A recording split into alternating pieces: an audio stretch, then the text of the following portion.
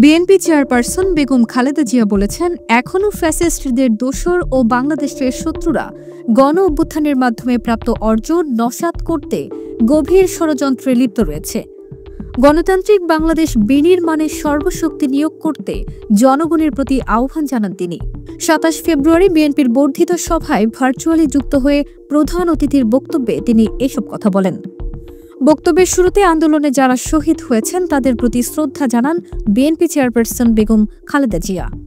তিনি বলেন, দেশ আজ এক সংকটময় সময় অতিক্রম করেছে।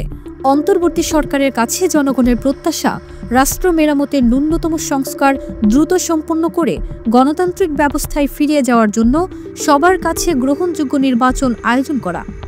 তিনি আরও বলেন, এখনও ফ্যাসিস্টদের দোসররা ও বাংলাদেশের শত্রুরা গণ অভ্যুত্থানের অর্জনকে নস্যাৎ করতে গভীর চক্রান্তে লিপ্ত হয়েছে। ইস্পাত কঠিন ঐক্যের মাধ্যমে জনগণকে সঙ্গে নিয়ে এই চক্রান্ত ব্যর্থ করে দিতে হবে। গণতান্ত্রিক বাংলাদেশ বিনির্মাণের জন্য আমাদের সবাইকে একযোগে কাজ করতে হবে। খালেদা জিয়া আরও বলেন, ছাত্র যুবক সহ দেশবাসীর কাছে আহ্বান রাখতে চাই, আসুন ভ্রাতৃত্বের মাধ্যমে বাংলাদেশকে বাসযোগ্য ও উন্নত রাষ্ট্রে পরিণত করি।